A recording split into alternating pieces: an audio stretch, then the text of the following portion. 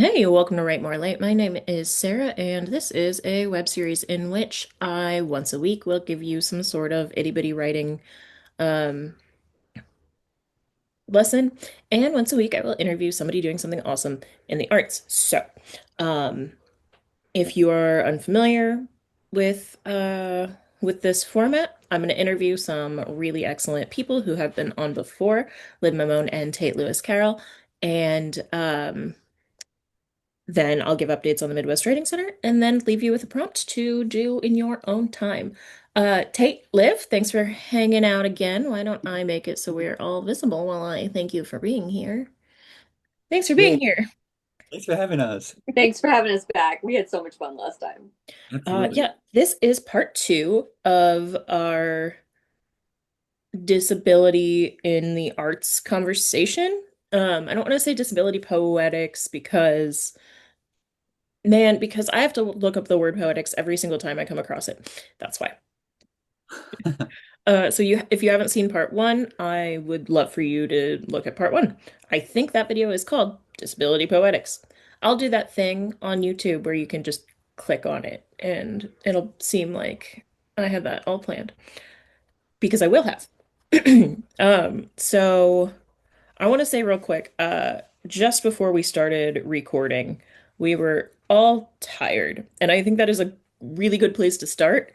Because well, now it's 11 a.m. Central, noon, Eastern, and like I feel like by now other people are awake, or at least maybe not awake.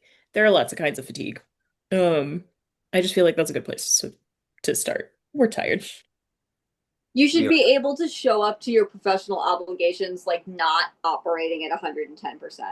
I say as I'm trying to like we were talking last time about capitalism and how it has like altered and infected a lot of our personal practices and like the way that we think about ourselves. You should be allowed to show up to a thing if you're tired. I definitely for a while have been kind of like, no, I can't look or seem tired. I have to look, very emotionally available when I show up for things like this. And with you guys, it's different because I'm among family and I can show up and just be like, yeah, I'm at like 80% right now. We will be okay. We'll get through it. I had a boss, who she was an immigrant to the US from Bolivia. And first or second day, probably first day, because it was like our first meeting, I had a, a cat thing. And I was like, I'm so sorry, that was so unprofessional. And she was like, the idea of professionalism comes directly from white supremacy. No, Please do for sure. not. God I bless. was like, I love okay. her. I love her. Oh my God. She's fantastic. Props. Thank you, Gabby, for changing my life with one sentence and many others. She's the best. Um, yeah, so I want everybody to have that in mind, especially if you give 100%, you have nothing left over. That's how True. percentages work. But this is poetry, so I don't know. Yeah, so thank you for showing up tired. And thank you for being authentic in that. That matters. That matters a lot.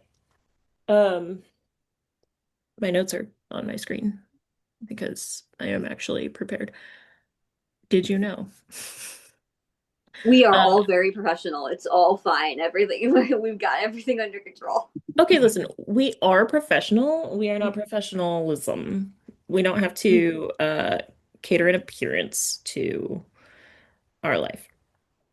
Um, We're pros at what we do. I mean, we are. I would be willing, yeah, I would be willing to say that about myself. You ever like look at something that you've written and kind of high five yourself in your own chair, just being like, yeah, okay, I got it. I put together my CV Oh recently and I was like, yeah, I would hire May. That's definitely like definitely at least especially for somebody with like a third less energy than other people. I'm looking at my Oh resume. yeah. Yeah, this could really be a lot. Well, this is a lot. This could be worse. This could be a lot lighter, and it isn't. yeah, hell yeah. I'd hire you too, Liv. I was actually thinking about that today and I was like, wait, I don't have money. We can Mm. talk about that later. Um, but okay, so I had a like a good segue. That was an accident. Okay, yeah. I do have it. It is knowing ourselves, being whole ass adults, um, and knowing that like there's a lot of internalized ableism that's just a product of living in the world we live in. Have you found a way to define success that's like more holistic?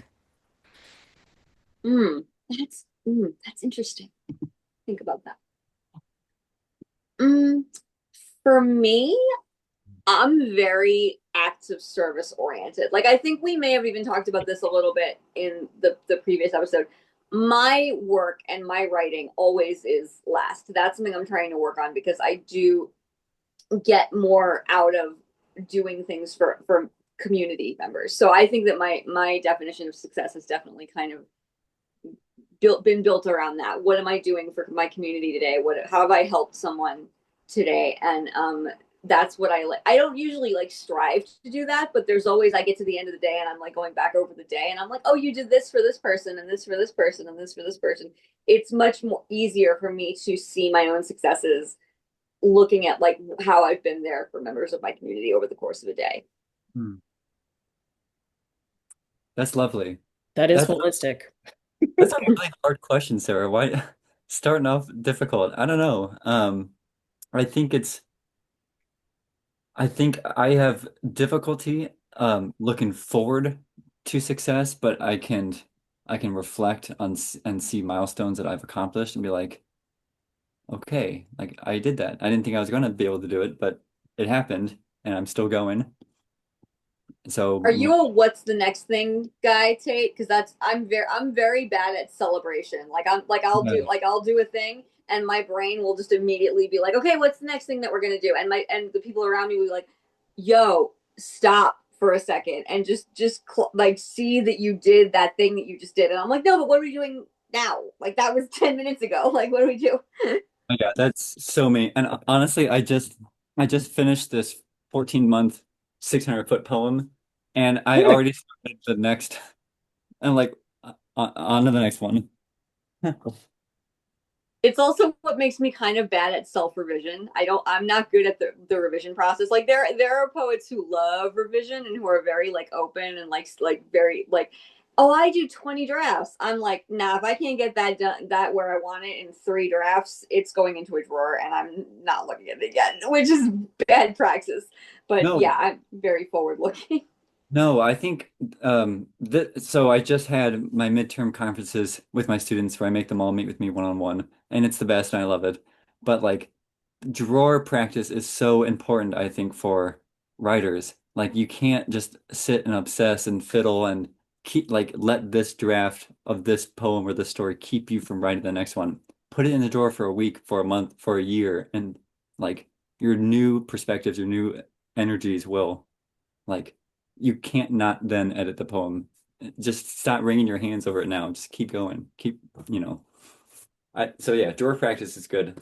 Hey, was it you on the last episode, or did I hear this somewhere else where somebody said I try to do something for my writing every day? And that might not be writing every day, but there's like something that you do in That's service. Was that last episode? that's the David R. Collins advice. Yeah. That blew my mind. That I've been thinking about that quite a bit, and I think something that I'm going to do. My new like resolution is I'm actually going to sit with my journals and look back over my old drafts because I don't do that. I know where they all are. Mhm. I don't look back through what I've written and be like, oh, I wrote that. And recently, I'm working on a poem, and I went through like that that notebook that you just carry around with you to like carry the stuff that like falls out of your brain during the day. Sarah, you and I talked about this when I was on talking about the golden shovel.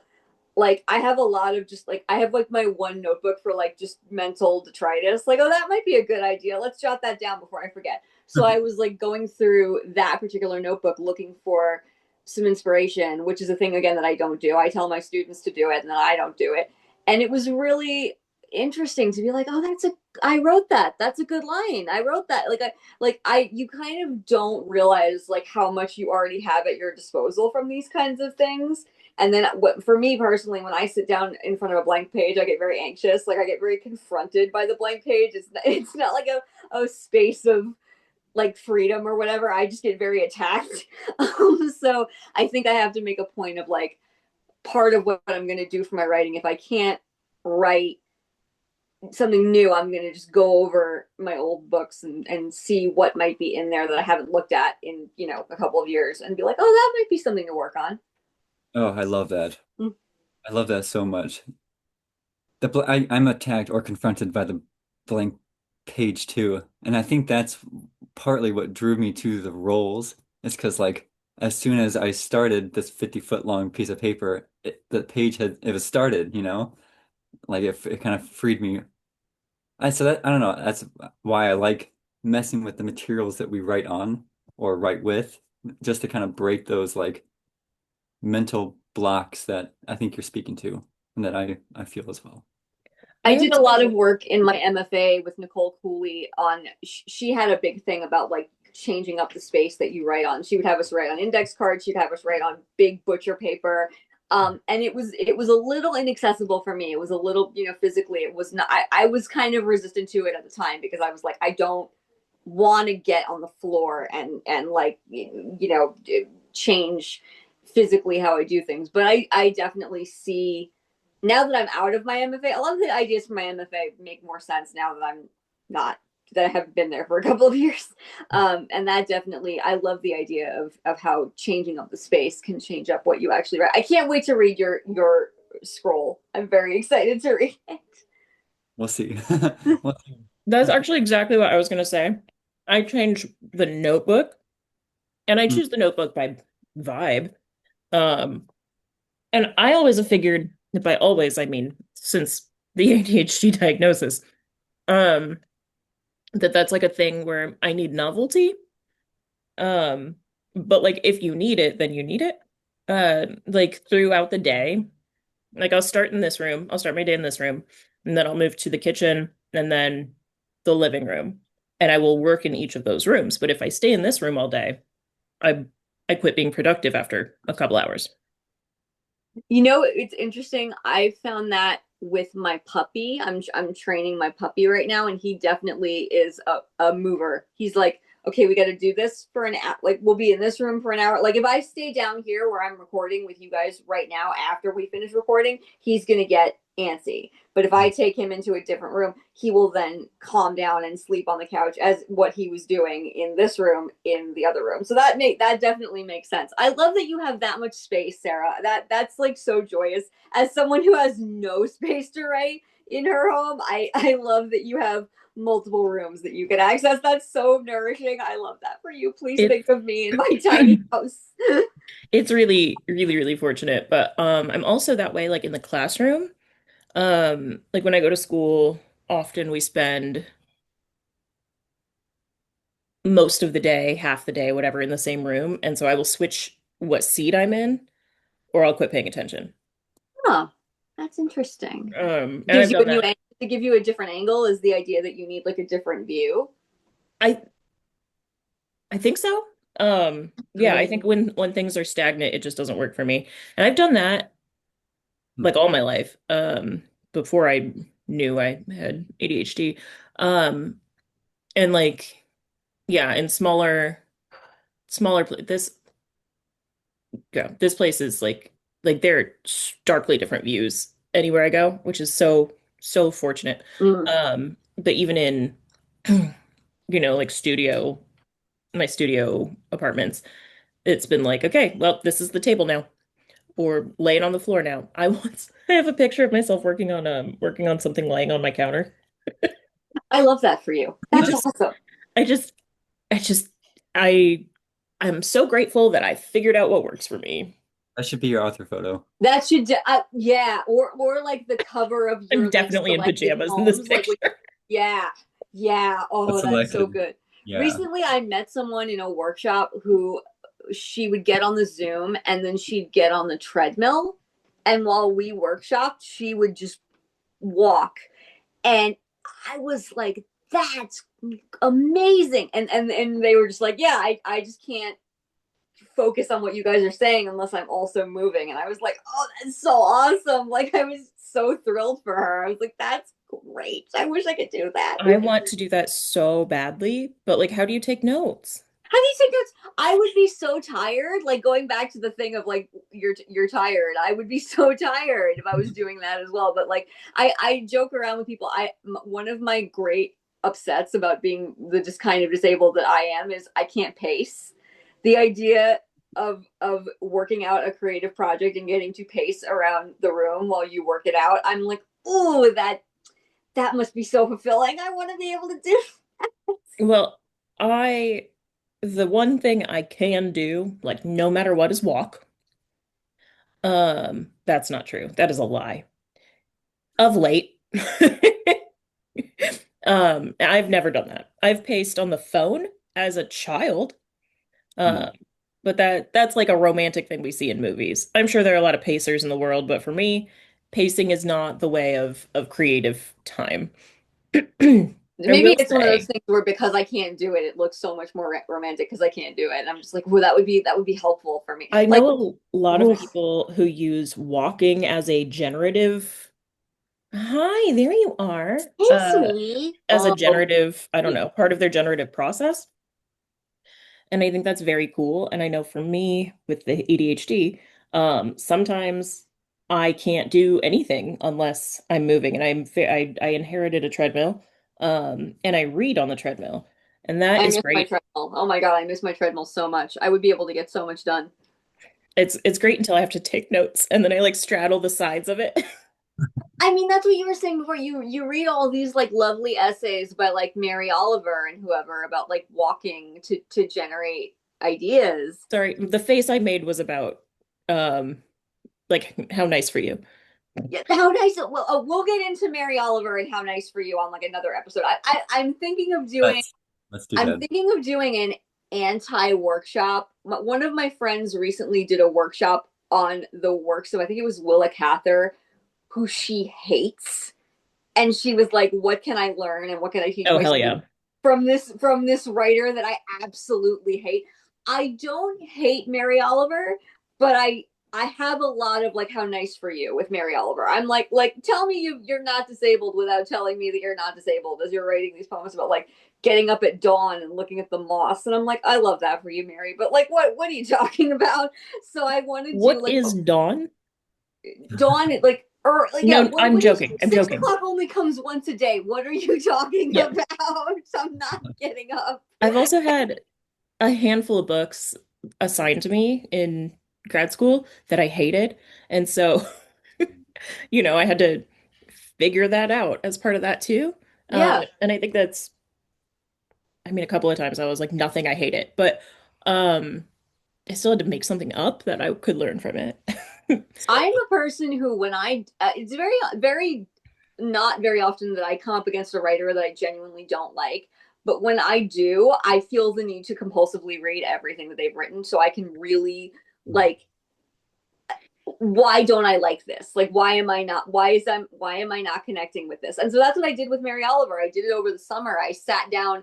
I haven't read every book by Mary Oliver, but I read a couple of Mary Oliver books and I was like, okay, what are you really butting up against and what actually does this person have to teach you? Mm. Um so I want to do like a workshop about specifically Mary, but like in the larger scale, like learning from authors that you actually kind of disagree with that are I am kind of so I, obsessed with this. yeah, I think I have a lot of how nice for you with Mary Oliver. She's Please, writing poems about please pitch this to us so yeah. that Oh yeah, we'll do it here. Yeah, this is the podcast, right? Books we hate. Poets we hate. uh There are I very few, honestly. There are very few. There are only a couple where I've come up against them and I'm just like, I don't care. And usually that's usually where I'm at. It's usually not even like I don't like this or like this is not skillful, but like I don't care. You know what I mean? yeah. Like Oh, the stakes in the poems. I'm just like, cool, good, how nice. And with Mary, that was very much what it was like. She'd be writing about like the joy of every day, and I'd be like, great. I love that you feel that way. I genuinely don't care. There just wasn't enough like grit in it for me, and it took me reading a lot of her work to be like, no, there's really she has some grit and some difficulty, and she's choosing to react to that in a certain way. And it's not the way that I would be reacting to it, but she's choosing to kind of push against that in a different way. So yeah, I have a whole thing about Mary Oliver, but How Nice for You is definitely the way that I approach her. The stuff that really, and I don't know if it's the writer that I have a problem with so much as the style, and it's really hot right now, and I will not name any writers' names because that's rude. Um, but it's this, and I'm seeing this in primarily fiction. I was going to say prose, but it's fiction. It's not, I don't see it ever in nonfiction, thankfully. Um, it's this like flat affect, like real small amount of adjectives, which is because, you don't care about anything, so why would you describe it? Narrative. It's first person, always. Well, I think always. Um, and it's just like, if you don't care, why would I read? Like, why would I care?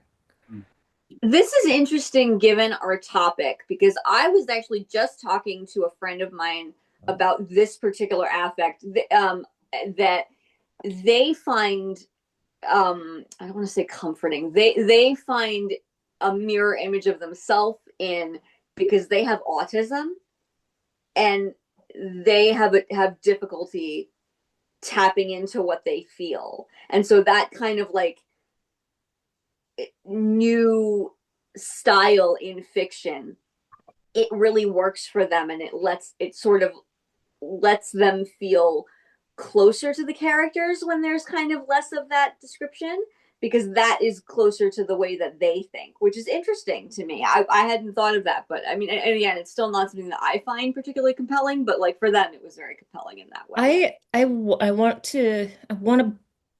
want you to tell me what writers they're into, because I feel like I have read a couple where it works, right? Damn, what's the name of that book that they just finished with the girl who's eating chili peppers on the internet to like get her sister a GoFundMe?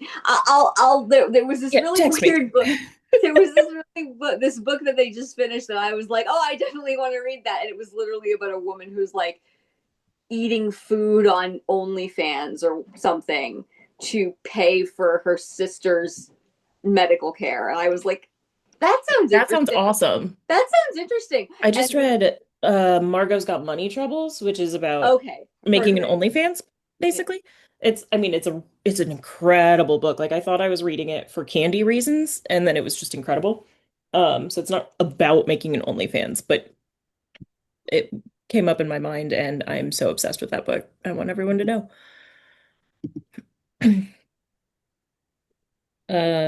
Yeah, so love the call out about who that or why that could be appealing.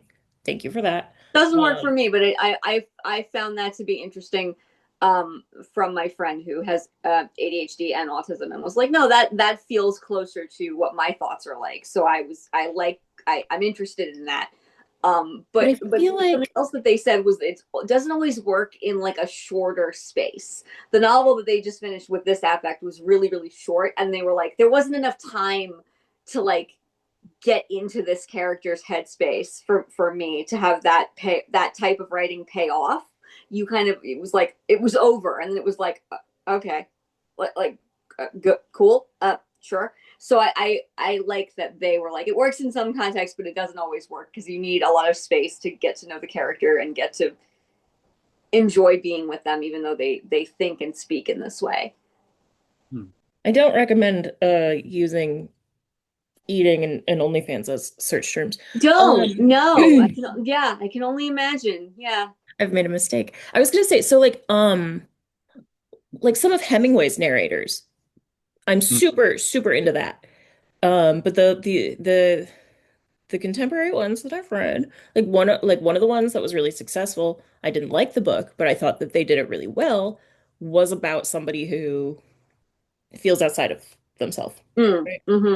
I wish I could name drop it right now because I wonder if it's the book that I'm thinking of. I'm reading a book right now that It's not. the affect is very very flat and depersonalized, and it took me a minute to get like emotionally involved with this narrator, but I realized that the author was doing that for like a very specific reason. And I was like, oh, okay, okay, okay. And now I'm like full steam ahead. And I'm like, okay, this is, this is great. But again, it was one of those experiences of like, I don't know if I'm enjoying this, but I'm learning a lot from it, which is somehow sometimes how I approach books that I read that I don't love. Ernest Hemingway is another one of those guys who I hate him, so I've read pretty much everything that he's Oh, written because I'm like, love no, I need to Hemingway. understand. Like, well, I need to get to the bottom of like why everybody thinks this guy is such a big deal, and I don't like these stories at all. I love Hemingway, but he was introduced to me in just a really beautiful way, so that helps. I'm Fitzgerald trash. I can't. I wish I knew how to quit him. I really, what a problem, and I love him so That much. is the opposite, voice wise. Exactly. Uh, I don't know how we got here. Next Walking, question. Yeah, walking. yeah. Okay, yeah. Mary Oliver.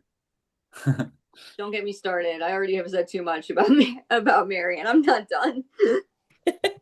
No, I really do want to do, I guess an anti-workshop sounds so Yeah, correct. just think about someone that you really, really don't care for, and just be like, okay, what does this person have to teach me?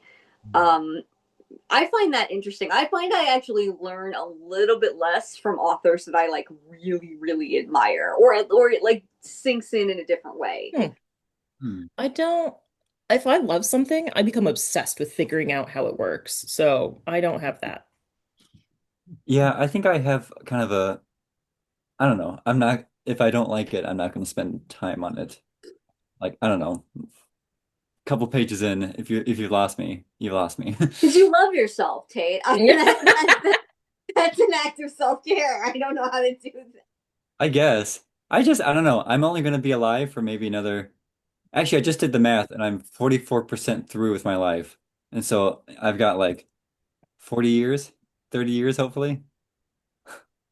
That just made me so sad that you did that. I I hate don't that. know how one does the math, but when it's an easy math to do, I will tell people I'm halfway to um 70, for example, Mm. Hmm. which I think is really funny and it confuses everyone. Uh, You um, gonna give a chomp chomp? He's like, I want to bite. You biting he's so you, sweet. you biting her face? You're so cute. Why you do this? I, He I does was not getting. hurt me, just so you know. He does not hurt No, me. no, he just play bites. Yeah. Um, okay, so this is related if we backtrack to Mary Oliver. Um, I couldn't reach my computer to pull up my notes, but I have a phone. Isn't that nice? Um, how do you slow down? And I'm just gonna assume that you, like me, still struggle with this. Um, how do you think about slowing down? Hmm. Hmm. I don't. Yeah, my gut reaction is to say, yeah, I don't. My body eventually takes me out. That's Yeah. what the chronic fatigue is kind of an emergency brake, and just makes me stop. I don't know. I'm still working on the slowing down part, which is I think really detrimental to a poet. I think I picked a field that I mentally am kind of not equipped to be in. You know what I mean? Like I think that being a poet, it does actually necessitate, and this is actually something I learned from Mary Oliver. At first I was like, whatever with these poems about rocks and like okay, the world is burning, like who gives a shit, like what are you talking about? Like I was very like, this is something that I took over from slam. I'm very like, where are the identity politics, Mary? Like where are you in any of this? Like you, like where's the people? And I think that something I learned from Mary Oliver was how to slow down and like look at moss and write a poem about moss and be like, that's amazing. I just felt weird and resistant to it because my brain doesn't work like that. My brain is constantly operating, spinning.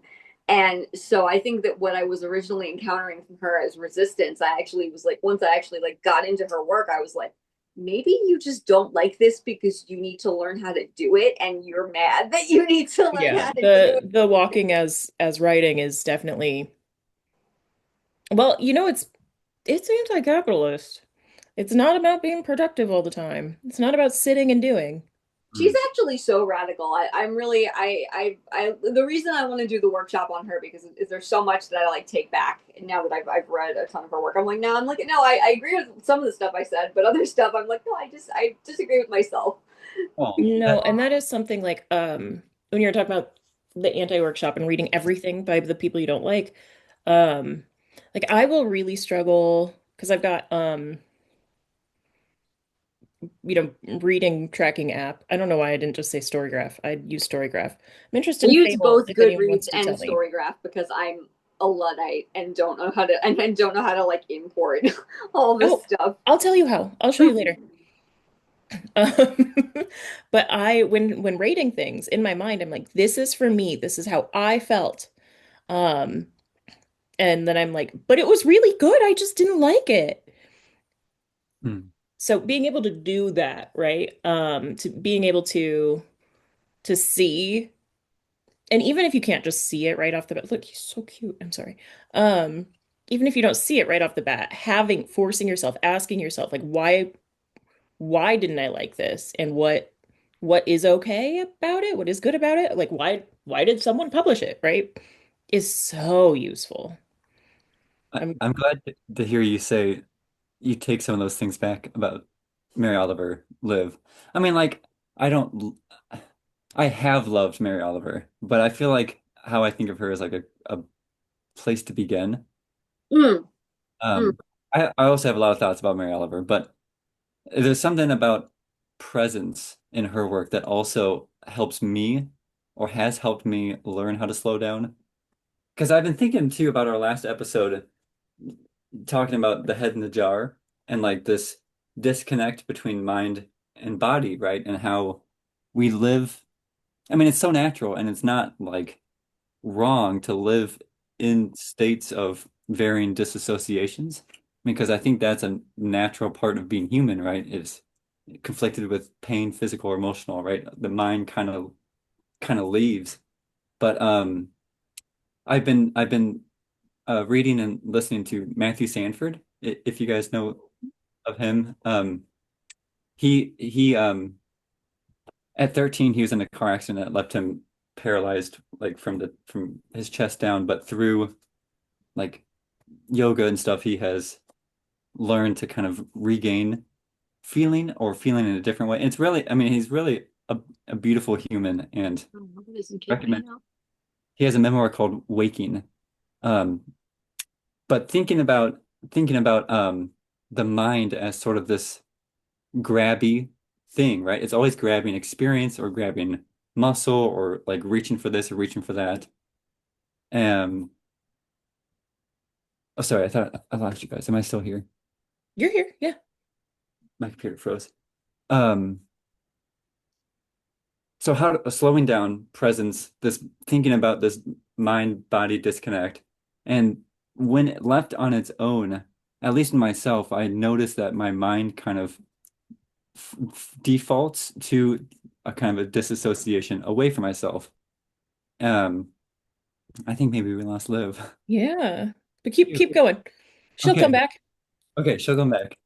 And so if that's the case, though, like we think of the mind as the most important part, or like what leads us, right? So the mind is reaching and grabbing and leading the body, and so the body is something that follows the mind. So the body is something that falls behind, and the body is this thing now that fails, is failing the mind or keeping us back somehow or keeping us down. And so it's a conscious slowing down turns into this conscious effort of reconnecting the mind and body, which is where I think presence resides, is at the intersection of mind and body. That's amazing. I've been thinking about the head in the jar thing for ever. Um, and you know when I am never present. Mm. Yeah, right. And but like our bodies are, even when we disassociate Hmm. or think, I'm thinking about a memory happened a minute ago or 10 years ago, my body remains in this perpetual presence. Perpetual presence is Matthew Sanford's. Uh, I credit him. But our bodies remain in this perpetual present, right? that absorbs the pain or the trauma or the shocks in order to protect the mind, right? And it's this like landing pad or this um I don't know what to call it, but this place where the mind returns to that changes or is altered th because of the events that happen while the mind has escaped, you know. And so I don't know, it's just that slowing down is about landing in your body. That's so goddamn good. It's too heady to I mean, I wish I could just say, well, do this, this, and this, and you know, be present, but it's different every day, and it's a conscious effort, and it's hard, but breathing helps keep. I don't know how to do that either. Yeah, that's a real learning curve for me, man. I just came to the conclusion of like, yeah, you don't breathe when you write. That you should really do that. The oxygen would really be good for the word choice situation. No, yeah, because I think you know, Tate, I don't know your experience, but we did talk a little bit last time about chronic pain. Because for a long time for me, it was like, why would I want to be present Mm-hmm. for this? This is Mm. awful. Like, why would I want to be present for this? And there's so much good writing from pain scholars about like being present in the body in pain and like, you know, again, kind of like what I was saying about poetry and reading stuff about from authors that you don't care for, like still being present in the sensations that you don't care for. I don't know how to do that really, but there's really good scholarship from disabled folks about like how to do that. You know, this is interesting in particular, for, I don't know, for the topic that, how do I say this? I'm interested particularly in this presentness, in this being present, in regard to the two of you in particular. I figured out the sentence. Um, because you both do a lot of have a lot of sensory elements in your work. Um, I don't know if I guess you know that or I identify that way, but you do. Um, and I'm wondering if that's sort of accidental or subconscious, or if that's, you know, learned from studying these writers who slow down. Can you repeat the beginning part of that question, Sarah? Zoom kicked me out for a minute. The beginning part was just me mumbling.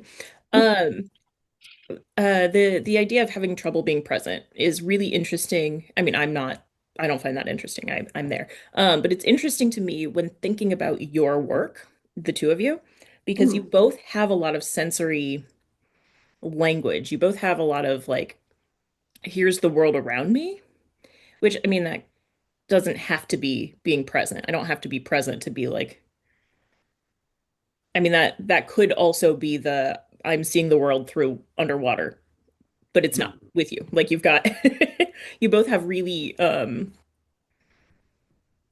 I can't say sensory again. Like there's a tactileness to what is sensory in your work. I don't have either of your books in this room. I got them out. I got well, both your full lengths out to be like, am I right about this? When I thought of that question. I can speak to that a little bit, Tate, while you're gathering your thoughts, if you want. Yeah, I mean, for me, I think looking back now on my book, I think there is a lot less of my internal landscape than I thought there was initially. I think my book is very much me responding to outside stimuli, which is interesting. I think I'm going to try and like think about that moving forward in the work that I produce from here on out. But for me, there was a period where because I was in so much pain all the time and because I was bedridden for most of the time, it was all connected to weather. So when a certain weather would come, I would just kick the doors down. I would just be like, all right, I'm here, let's do it. And that was the 6 months where like I could live. I could be my myself, or who I thought of as myself. And most of the poems come out of experiences I had in that like half a year period where I was, doing stuff and getting out into the world. And it's obviously much easier to be present if you're not in a cloud of agony. So that, I do have the ability to be present, but it was always in this kind of like fog of it. I refer to it as the roaring clock. There'd be like half a year where I would have to live my entire life for that half a year because I wouldn't be able to do anything for the other half of the year. So even as I was doing what I wanted and needed to be doing in the climate that was healthy for me, there'd be the roaring clock in the back. There'd be like, okay, well, you only have 6 months. So a lot of the presence, I think in my work, it's kind of tinged with this like sharpness and this sort of pain of its own, because there's always sort of this feeling that it is going to get ripped away from me. The color and the smells and the being in the world, that is a very, very finite period in my life, and that is going to get ripped away. And so even when I am in the middle of a lot of the things that happened in that book, there was always a sense of like, okay, you've got 10 minutes, go. Hmm. Wow, that's beautiful and haunting and so true. And in a sense, I think that speaks to all existence, right? I mean, we only have so much time. I love that roaring clock, um, and being connected to the weather.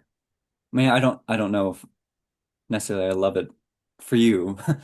It's good metaphorically. There are things that you hate in your own life that you're like, that'll work really good in the poems though. So that's fine. That's kind of how I feel about it. I'm like, well, it sucks, but also it's kind of lovely and I can make it work. Yeah. Oh yeah, if I can put it in the poem, worth it. Yeah, make it for the poem. It's fine.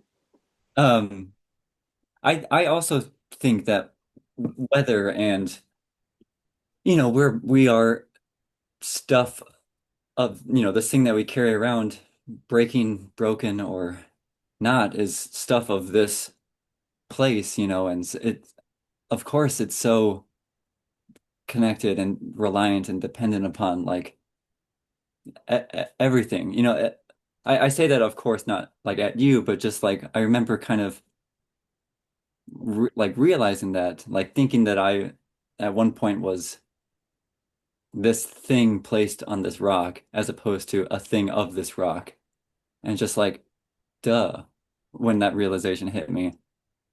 You asked how to be present and observant, Sarah, or like, and I think um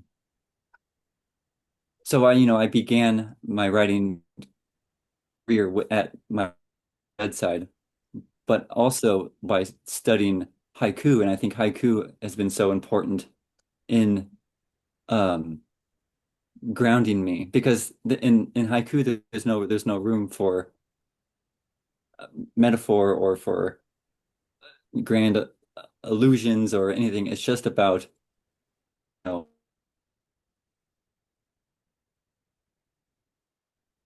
seasonal word, which is like a setting or mindset or some sort of seasonal awareness, and then two images of observation, and boom, and like that's it. And just thinking about how like beginning my writing. So like with the tapes, sorry, I'm all over the place. You got me excited when you started talking about weather because with the tapes I began each entry with the date, the weather, the feels like, the wind speed, the humidity, the illumination of the moon, and the time. Because like those are the numbers of the day. And when you live your life in fragments, it's the ordering of the day that orders or makes the living, and the living is what makes the poem. And I'm so interested in writing from this right here and right now, as opposed to like setting my life or my living aside in order to write what I think is important. Um, and so really, like I said, haiku has been important. And help helping me be was that the word, Sarah? Present or observant? I have both of those circled. I did not say observant. Okay. That specifically the phrasing you used, the numbers of the day, is so interesting to me. I wrote it down. And I've got nothing but big feelings about it, so I don't need to be talking. I think that's just my brand of autism. Like, well, okay, because like living in truth, I think about living in truth a lot, and like truth is such a big word. Like, what is truth? Truth is dependent upon the experiencer, I think. And a truth that I try to embody is accuracy. I don't know. Like the other day, I counted 346 ladybugs in my house because we have a lot of ladybugs. But like as I'm counting, I'm like, is something wrong with me? But yes, and that's okay. Like lean into it. That's all I'm trying to say. Be weird, be yourselves, babies. You're like that part of the old school vampire myths where apparently you can stop them from entering your house by like throwing a bunch of rice on the ground because they're compelled to count every grain of I rice. think that's fairies. Yeah. It's No, not that's I've fairies. heard it in context of vampires that you can throw like seeds and Like, vampires are supposed to stop into what they're doing. But no, but like joking aside, like I love that though. Tate, that's so like the this is going to be corny. The miracle of having that many ladybugs in your house, right? Like yeah, stop and count them. Have the number cuz that's so beautiful and like enjoy that moment and like sink into that moment in any way that your brain allows you to. And if your brain wants to be present in that moment by counting them, go for it. Do it. I love that. That's so glorious that you got to experience that. That's so lovely. thanks. And I think so accuracy as a way to be present, particularly in counting ladybugs or whatever, is so unproductive and so anti-capitalist, and I love it.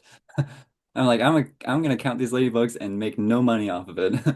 And just doing it for me. Just doing it for me. That definitely is something that I am working on in what is going to become probably my next manuscript. I One of my favorite things about poetry is that you have to be obsessive to write poetry. No one's writing poetry if they're and I think this is like the the more like concentrated part of presence, right? When something you're present with something to the point where you get kind of overwhelmed by it and like you kind of go away. You as the person who is experiencing it disappear and you sort of disappear into this topic that your brain has decided is going to be the thing that moves you forward, right? I'm really interested in that. I'm really interested in I feel like I have very little control over what those topics are going to be. I can kind of break my life down into what my interests were at the time of whatever I was doing. You know what I mean? Like,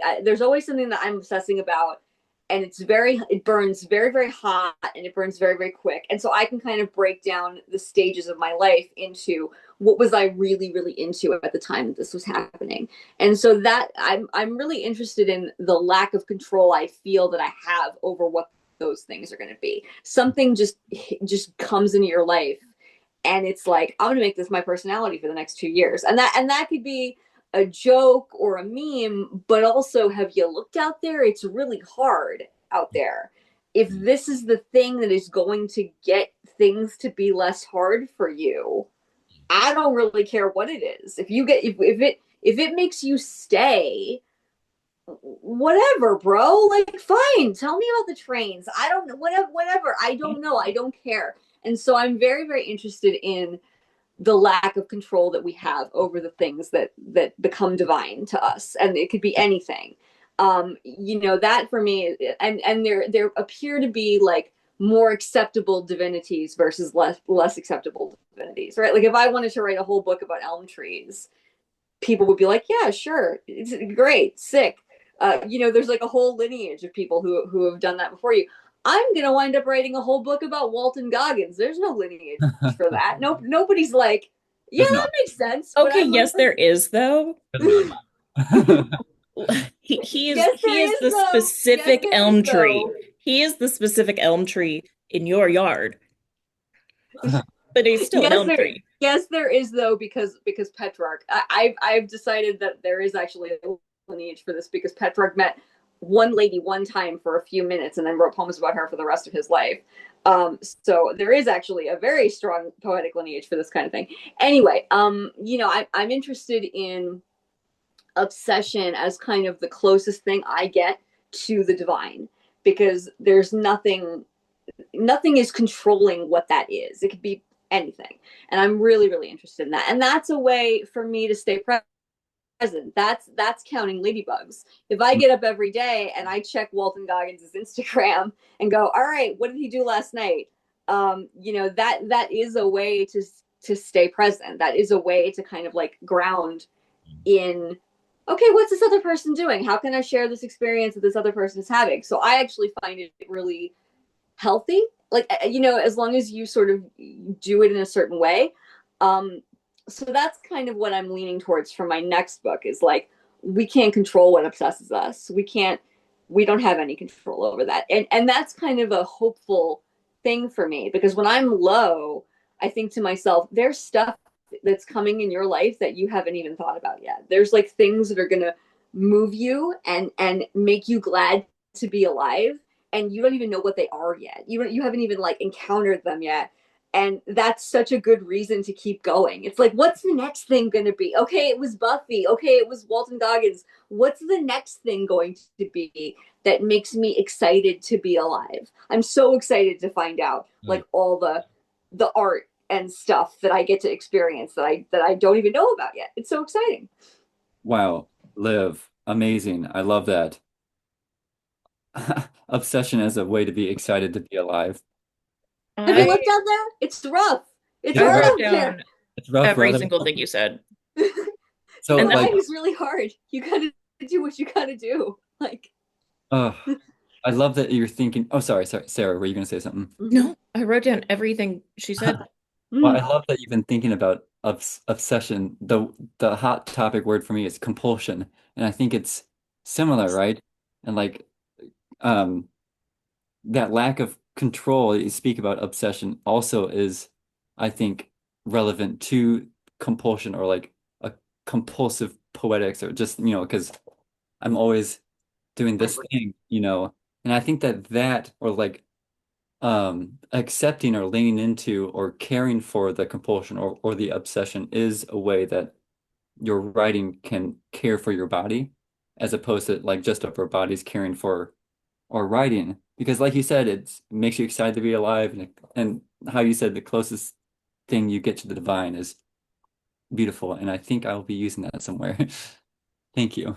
I mean, think about for me, the my favorite books of poems are the books about a topic. And that doesn't have to be like a specific topic, right? But it's like the author was like, I got really, really involved in this thing or that thing, and then through that thing, you can kind of see all of the big concerns of the author's life, but Mm. they're talking about like I haven't read this book yet, but I just bought a book that's a poetry collection about Lizzie Borden, because the author, her great grandmother, is one of the neighbors of the Borden family. So she wrote this whole book about Lizzie Borden. Her name is Kaylee Tedesco, and I hope I'm pronouncing that right. And so that book is about Lizzie Borden. Her previous book was about the Jersey Devil. Like I love a book where you can just see kind of like an author being like, I got a thing, I got a yen for a thing, and I wrote about it for 3 years, and now here's the result. I love a good like poem series, like what you were saying, Tate, about the haiku and how that encouraged you to be present. I love a good like crown of sonnets. I love like just any sort of like guiding principle through a book Mm. where you can kind of see the author just got really, really just fixated on something, and now here's the book, and you We get to hold it. Like I just love that. we have at our oh, So okay, so Sarah, did you want to say something? Yeah, sorry, my alarm went off and I knew I wouldn't be able to finish my sentence while it was making noise. Oh, Thank Uh, God, because my phone started ringing before while somebody was talking, and I was like, "Oh my God, I hope Sarah can edit that out and post before I hit the mute button." Like I got so freaked out. Okay, thank God. never heard your phone, but Okay. that's great.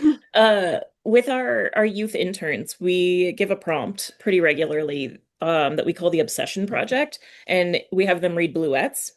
hmm. Um, Love By it. Maggie Nelson.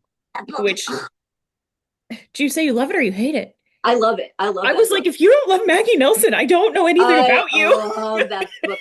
I love her in spite because there's such a thread of ableism running through Bluets, and I've still read it like 4 times. And every time I'm like, "Oh, Maggie, I want to have a conversation about disability autonomy with you," but this book is so good. Have you read her prose?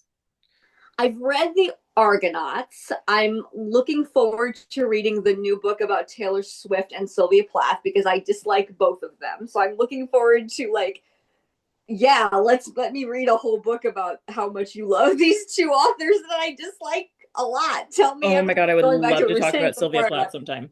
everything Um, I learn from people talking about shit that I don't I do think, like. and I can't remember because look, I just don't keep my memory so great. But I do think she eventually comes to reckon with her own ableism as she's faced adversity. I've read Not, it like 4 times. Oh, I love it so not, much. not like overtly, but like you can Mm, see her growing up through her work. I love that. That's that's great. Before we get too far away, I just kind of wanted to say that going back to obsession and compulsion, you said your favorite books are about a topic, and it's funny because I just wrote something the other day saying that my books or my favorite books are ones that are seemingly about nothing. And I think that that is the difference between obsession and compulsion, maybe a little bit. I don't know. Can you say more about that, Tate? Can you Yeah, amplify that a little bit? maybe I can try. Mm. Yeah, seemingly about n- I don't know. I just love the books that are like there is no topic per se. I mean, of course, the author has their own interests and their own, quirks and things, and usually those books find something along the way, but they just begin because they can't not be writing in some way Mm. or in some Mm. fashion. Like I just got finished teaching Ted Kuzer's winter morning walks with my students where he has cancer and because of his chemo, he can't be out in the sunlight, so he decides to take a walk every morning and then he has to write a poem. Or like Mm. A.R. Ammons's Take for the Turn of the Year, or like um, Gabe Gooding's Rhode Island Notebook, where it's just like I, or Sarah Manguso. Oh my God, I love her writing. Oh, I But love her. Oh, it's just that kind of compulsive, that graphomania that just I have to be writing, and I'm going to be writing something, and I'm going to figure out kind of along the way. But like the book or the writing is just in the living, and a lot of the times it's boring, and I love that boredom. Sorry, Liv, go ahead and say it. have you read any Tommy Pico, Tate? Because No. Tommy references A.R. Amen's Turning of the Year quite often in their work. Tommy writes like long form like long poems. Like each of their books is a single poem, Love and it. I think that you would really get a lot out of Tommy Pico. I love Tommy. I've read all of their books, and they're coming at it from a particularly an indigenous perspective. Like they're using the forms that they learned from their culture to like write these long poems when like combined with Amon's and like with Bernadette Mayer's like Midwinter Day and like that kind of thing. So yeah, definitely just read Tommy Pico because Tommy Pico's incredible. They're a genius, and I think that you would learn a lot from them. How do you spell Pico? Do you know? Pico. Oh, yeah, that's right. Okay, cool. Yeah. Amazing. Thank you. I Oh, love Tommy, if you're listening, we haven't met, but I love you. You're the coolest ever. I'm gonna tag Tommy Pico in the tags, just see what happens. amazing. Listen, I'm gonna start searching. I have a Google alert on myself, why not? You know what? I should do Check that. the tags. That's some Leo ass energy. I I am should a do Leo that. rising. Yeah, you see, yeah. The other day I Googled myself because I was looking, my friend was looking for a specific poem and they were like, hey, is it published online? So I had to like Google myself because I don't keep track of my own publications, which is insane. But I Googled myself and there's a picture of me now next to my name in Google and it says Liv Mammone, poet. And there's this picture of me. Oh, I was like, that's fancy. Like that Google, like, really pulled out all the stops. And then I Googled for another thing I was doing, I Googled disabled poets. And you know how Google has that thing where you can like see, like they give you like related search terms. My name is one of the related search terms when you Google disabled poets. And I was like, that's what a win. There we go. I was like, am I getting famous? Like I was really feeling myself after that. terrified. Verified. I was like, I know they're controlling all of our actions, but still. But I am in but I'm in the top. So I'm up. I felt really good about it. I was like, listen, they're watching all of our movements. I know, but like, you know. uh I have I think a really good segue from obsession for a final question. And then you guys will have to come back for part three. Also, Can we just keep doing this? Can you like can we talk to Midwest Writing Center about like just us having like a show? Can we have a yes. show? I had just made the decision and it's yes. Just executively decision. Can we have a TV show? Because this is fun. Yeah, that'd be amazing. Honestly, I had a no, I'm gonna get way off topic.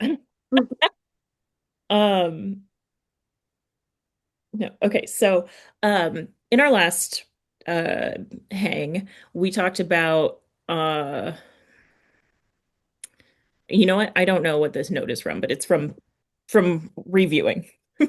Um, we talked about writing about the body, or there it is. So, Liv, you talked about writing about the body, and Tate, you talked about you were like, I keep writing about grief, but actually all of my notes are about pain, Mm. physical pain. And that took me to, well, you say grief, and I think of this. I feel all the time like I'm just a one-trick pony in my writing. Um, and the this is the jumping off point here is if we can get so excited about our obsessions, about those little things that, well, excite us, then that from what I can, because okay, what I wrote down for the question is don't fear the one trick pony. Um, so I'm That's seeing this as like, I mean, for me with grief, I'm like, I'm not obsessed with grief. I'm a little obsessed with grief. You have to be like, that's what grief is. Grief is, what's that beautiful quote? It's like, love with no place to go. Um, mm, uh, so like, you know, you are. But if we have this thing that occupies us so much, then it is doing an honor to that thing that we do continue on as an obsession. Um, so instead of asking you like, how do you not fear the one trick pony? Um, or how do you deal with feeling like whatever? I'm gonna say what are your I don't want to say antidote, but what is the thing that keeps you inside of your obsession? And or what is the thing that removes you from it? I think Tate, you talked about learning to be present via haiku. Um, but then I feel like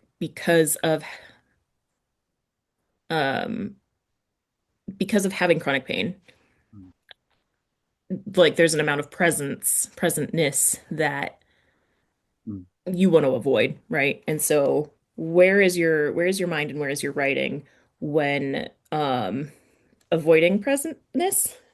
I don't want to say presence, it feels like the wrong thing. Um or when giving in to the obsession. I can write that down so that it's more coherent since it took me so long to get to the actual question.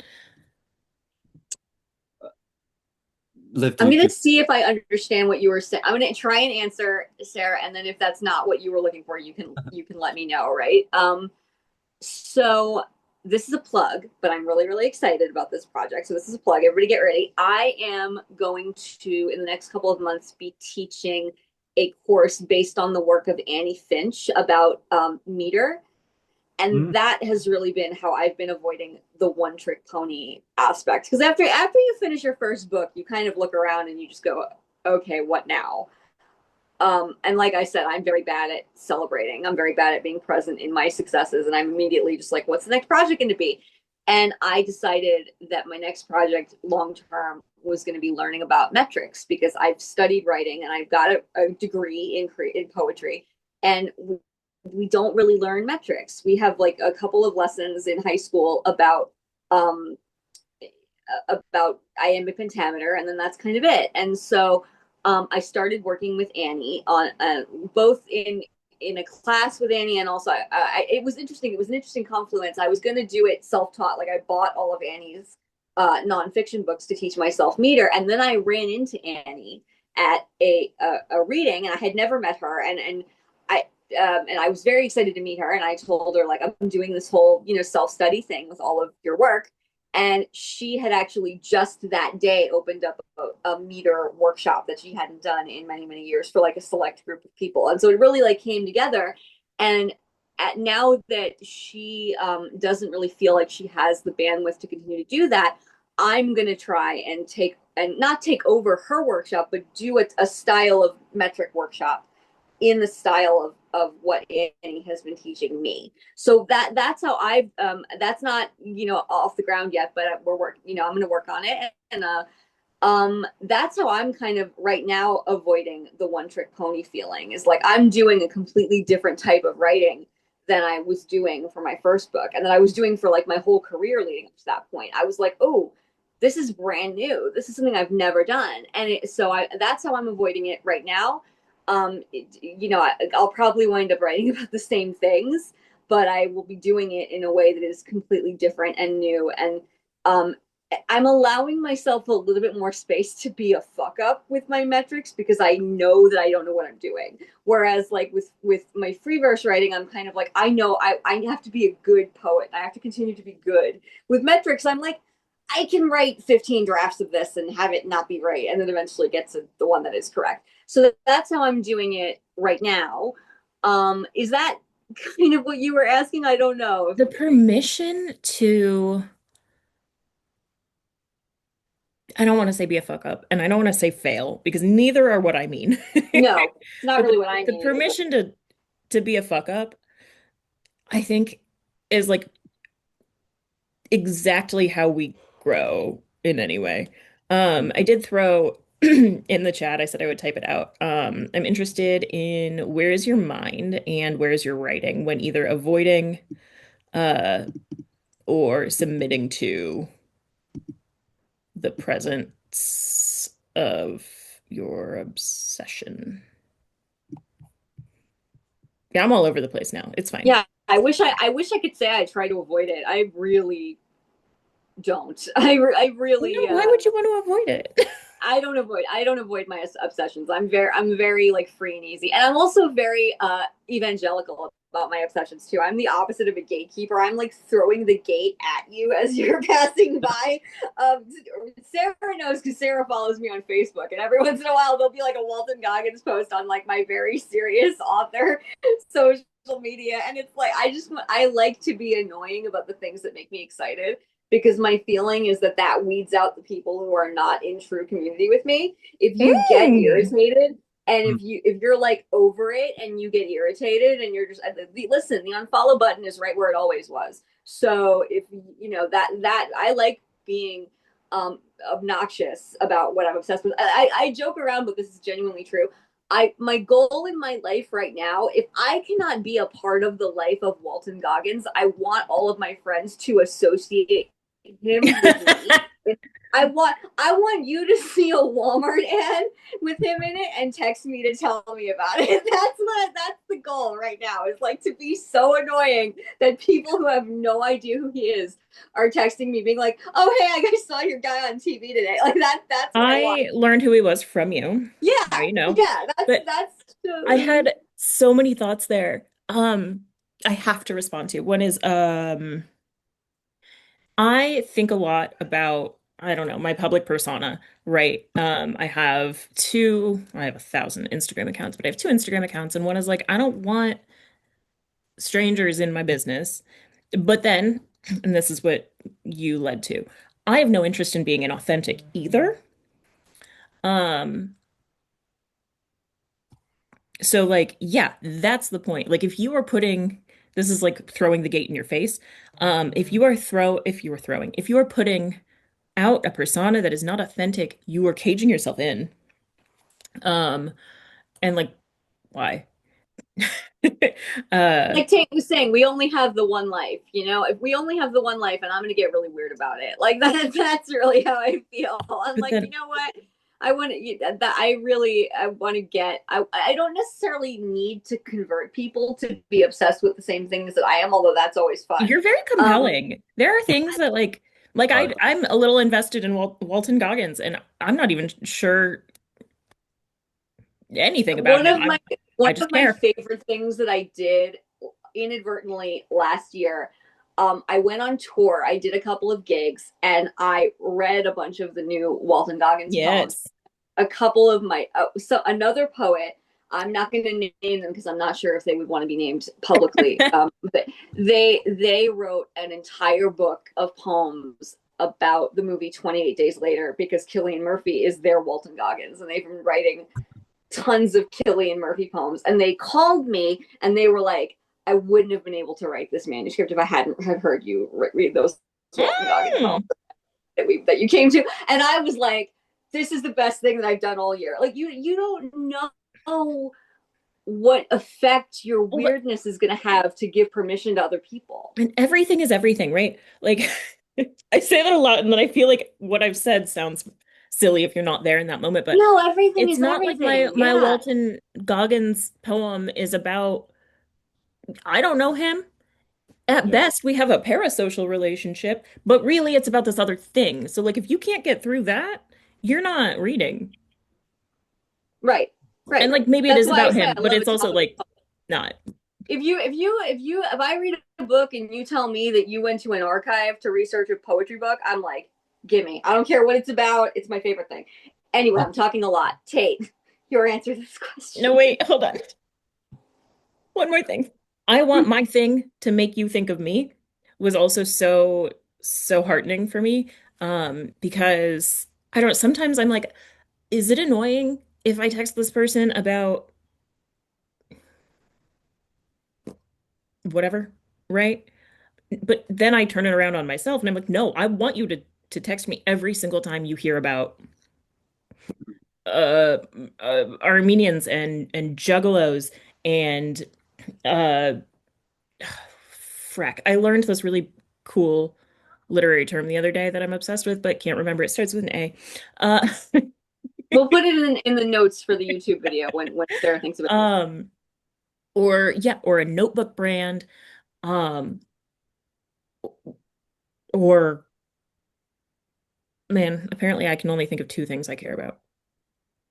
But Because I want you also, to. Sarah, do you have that thing where you have like weird personal object impermanence? Like you don't think that Oh yeah, people are thinking about you. And yeah. when people mention that they're thinking about you, that's weird. Like Yeah. when It's people mention delightful. it's delightful. It's so good. Every time somebody says they read my book, I have the same meltdown Yeah. and I published the fucking thing. I like that's what it's there for. And people keep sending me like texts being like, "Oh my god, I read it," and will like talk to me about it. And I'm like, "That's right. I'm a person in the world Really, doing any writing. stuff, Like, tell me and it about the writing.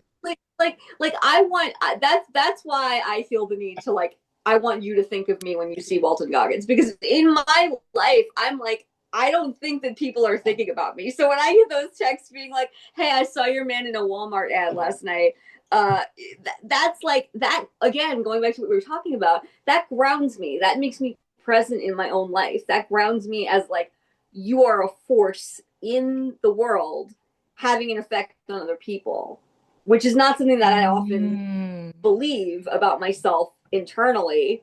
So I'm just like, yeah, no, if you see a Buffy thing in the thrift store and you call me to tell me about it or you pick it up for me, oh my God, that is just like the ultimate act of you are reaffirming my existence on the planet. That's amazing. And I love to be able to do that for other people too. If I see something that reminds me of a colleague or a friend and I text them and I'm like, hey, I saw this thing.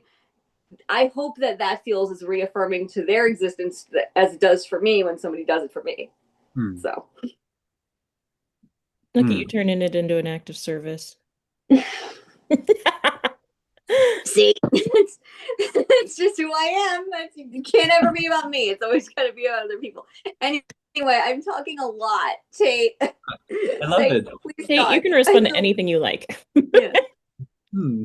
I love it. I was gonna say something similar about like just when you, Sarah, say nice things about our books in this conversation, I'm like, whoa, weird, you know? Oh, Um, weird. It's out. Yeah, yeah. yeah, seriously. And it's funny, like people like I'm the dead dad guy and the haiku guy in like all of my friend groups. I So do like think of you as haiku. yeah, and I love that. That's such a like you're saying, like I want what did you say? I want my thing to make you think of me. That's beautiful. Full stop. There was something earlier that you said something about pain or chronic pain as this Sarah as this thing that pulls you away. And I think that's true in what I was speaking to earlier, like that disassociation. But I also in my own pain, I try or not even try, but I think that pain brings me back into my body often. Like there's a knee-jerk reaction to escape or to go away, but I've been actively for years, I mean, trying to use pain in order to come back. You know, so you ask where is your mind um when avoiding or and I think my mind is somewhere at the end of its leash, like walking the periphery or walking the perimeter. And in and I mean often if often like what am I trying to say? Growing up, learning how to have a body and how to have a mind, and in that disconnect, it's always about control and about, you know, manners and respect and sitting still and doing what you're told and raising your hand. And always it seems to be of getting your mind, if I'm going to continue the leash and the dog metaphor, to drop the stick and to come back. But I've been working hard to use pain as a way, as a call back into my body, but like carry the stick, be covered in mud, like allow my brain to jump over into this memory or into this whatever, but like come back into my present, all dirty and wet with whatever it has learned, you know, to infect or not infect, that's a bad word, to just, I don't know, to change or to muddy me with what it has found. Um, and fail, you said you don't want to call it failure too, Sarah, but I think failure is so important and so lovely. And I love to fail. I love getting rejections and I love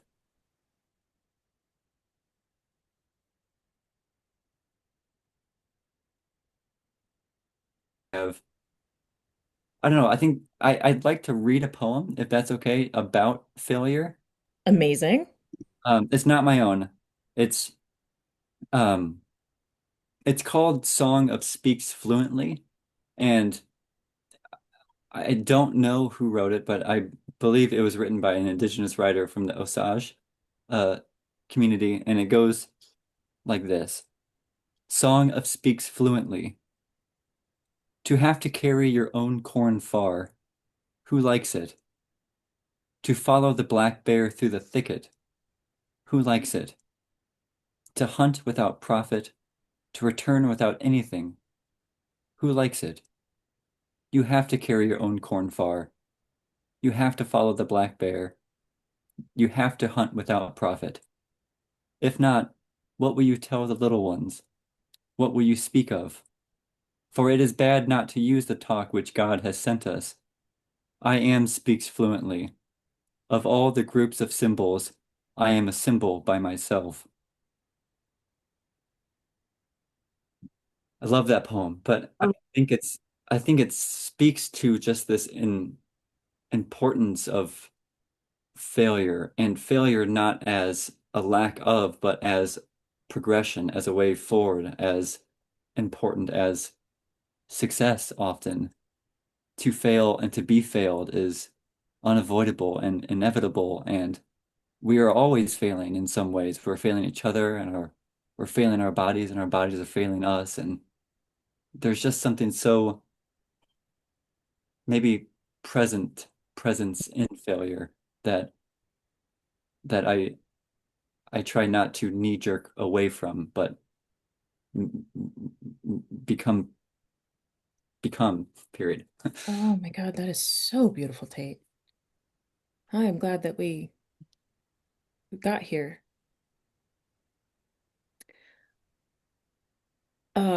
With that, I mean that's a good closing spot. I've had you over an hour. I can learn so much from you, Tate. I swear to God. As somebody who is failure avoidant, as someone who does not do things if even the thought of I might not be good at this Hmm. enters the arena. Wow, the idea of running towards something like that and trying to become in failures. Oh my God, it's so smart. It's so smart. Beautiful. Um, Thank you both for hanging out. And